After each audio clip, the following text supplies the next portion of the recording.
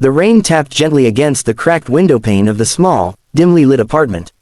The air inside was heavy with the faint scent of instant coffee and the lingering chill from a heater that had long given up trying to keep the room warm. David sat at the worn wooden table, his elbows resting on the surface, staring at the almost empty loaf of bread and a jar of peanut butter. It wasn't much, barely enough for a single sandwich, but it was all they had left until he could find work again. His hands, calloused and rough from years of labor, trembled slightly as he reached for the bread. He used to have plenty, enough to fill his kids' bellies and still have leftovers. But that was before the layoff, before the bills piled up like heavy stones pressing down on his chest. From the couch in the corner, David could hear the faint murmur of his two children. Emma, just 6 years old, was trying to distract her little brother Jacob, who was 4, from the gnawing hunger in his belly. They were curled up together beneath a thin blanket, whispering in voices they thought their father couldn't hear. He could make out fragments, Emma telling Jacob stories about the park they used to visit, about the big ice cream cones they would share in the summer. David closed his eyes for a moment, letting the memories wash over him, before forcing himself back into the cold present. He couldn't give them that today. All he could give them was this sandwich. He pulled out 2 slices of bread and spread the peanut butter slowly, carefully, making sure to cover every inch. He wanted it to feel like more than it was, wanted to make it seem special. He cut the sandwich in half, wrapping each piece in a napkin as though it were a gift. When he turned to face his children, he pasted on a smile that hid the ache in his stomach. "Here you go, buddies," he said softly, handing them each their half. They reached for it with small, hesitant hands, their eyes lighting up for just a moment. Emma looked up at him, concern flickering in her gaze. "Aren't you eating, Daddy?" she asked. "I'm not very hungry right now," he lied, though his stomach growled loudly enough for him to hear. She frowned but didn't push. They had learned, far too young, that sometimes Daddy didn't have enough for all 3. The 3 of them sat on the couch together, the only light coming from a small lamp with a flickering bulb. The wind outside howled like a restless spirit, rattling the loose frame of the window.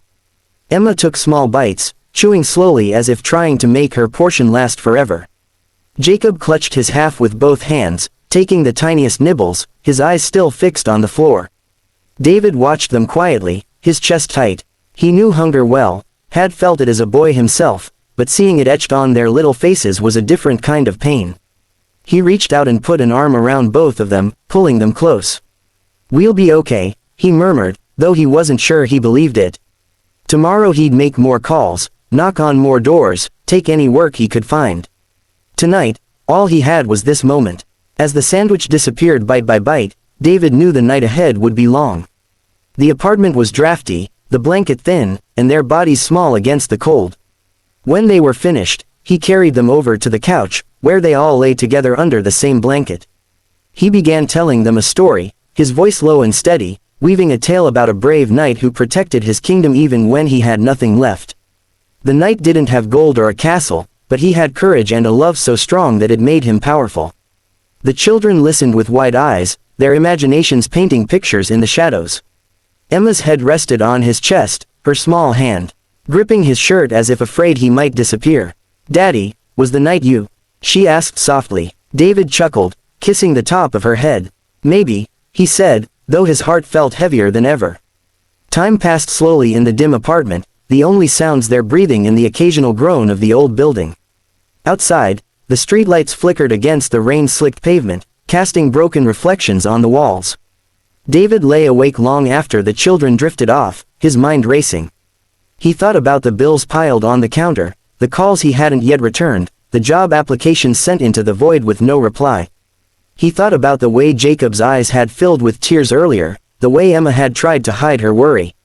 The weight of it pressed down on him, but he kept his arms tight around them, as if holding them close could shield them from everything. It was in the quiet, in the stillness of that late hour, that David felt a tiny hand tug on his sleeve. He looked down to see Jacob's sleepy face, eyes half closed. In a whisper so soft it almost vanished into the hum of the refrigerator, Jacob said, "Daddy, you're my hero." The words hit David like a wave, stealing his breath. He swallowed hard, his vision blurring as tears welled in his eyes. He pulled his son closer, pressing a kiss to his hair. "Thank you, buddy," he murmured, his voice thick. He lay there in the darkness, feeling their small bodies pressed against his, the warmth they shared the only comfort in a world that felt so cold. In that moment, the hunger, the cold, the uncertainty, they all faded into the background. What remained was something no amount of money could buy, love that was pure, unwavering, and unshakable. He didn't have riches, didn't have a pantry full of food or a bank account full of savings, but he had them. And in their eyes, he was more than just a man struggling to get by, he was the knight in the story, the protector of their little world. As they slept, their faces peaceful despite everything, David made himself a promise. No matter how hard things got, no matter how many times life knocked him down, he would keep fighting. For them, for the quiet moments like this, for the hope that one day, the only tears they cried would be from joy. He closed his eyes, letting the sound of their breathing lull him into a fragile sleep, and for the first time in a long time, he felt something stronger than despair, he felt purpose. In the darkness, with nothing but the beat of his children's hearts against his own, he understood what it meant to be truly rich. And he vowed that, no matter how much or how little he had, he would always share his last sandwich with them, because love, real love, was the only feast they would ever truly need.